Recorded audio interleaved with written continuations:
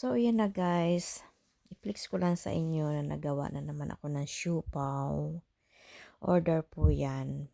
Buti na lang kaunti lang yung in-order na yan.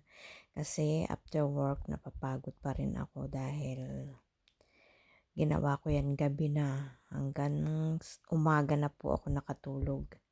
Kasi hindi ko yung titigilan hanggat hindi tapos at yung mga syempre, yung mga ginamit ko na pinaglutuan, kailangan lahat linisin. Kaya natapos ko yan ng mga 1:30 ng umaga.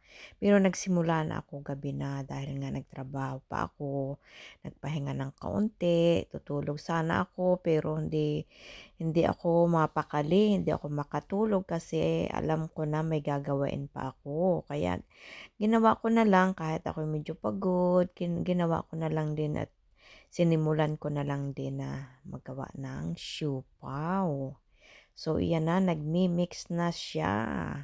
Habang siya ay nagmi-mix, nagagayat na rin ako at nag-prepare ng palaman sa siupaw. Yan po, kita ninyo. Ginayat ko na yan, hinugasan ko pa yan ng ilang beses sa citron at saka sa asin para fresh ang karne, lalong fresh at masarap. So, yan yung mga bawang at sibuyas. Ginagayat ko na rin habang nagmi-mix ang dough. Para hindi sayang ang oras, diba po? So, yan, marinate ko muna siya. Nilagyan ko siya ng konting citron, Sprite, para medyo matamis na masarap. Tapos, marinate lang ng kalahating oras. Tapos, yan, igigisa ko na siya. Yan, nilagyan ko ng 2 kutsarang oil. Yan na, nilagay ko na yung karne. So, sana masarap. Masarap naman talaga.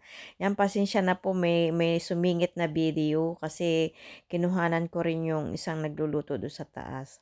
So, yan na yung dough. Yan na, kukuhanin ko na kasi kailangan dyan mapino. Mapino na siya, kaya yan, pinaalsa ko na siya. Umalsa naman siya, kaya lang sobrang lambot. Napadami yung tubig kaya nahirapan din ako diyang magmasa dahil sobrang lambot ng dough.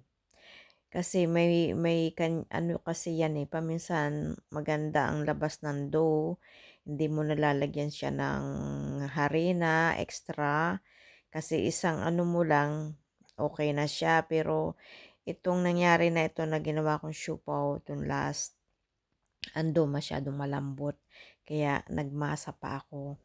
So, yan na yung siupaw guys. Tapos na. Thank you for watching. Love you all.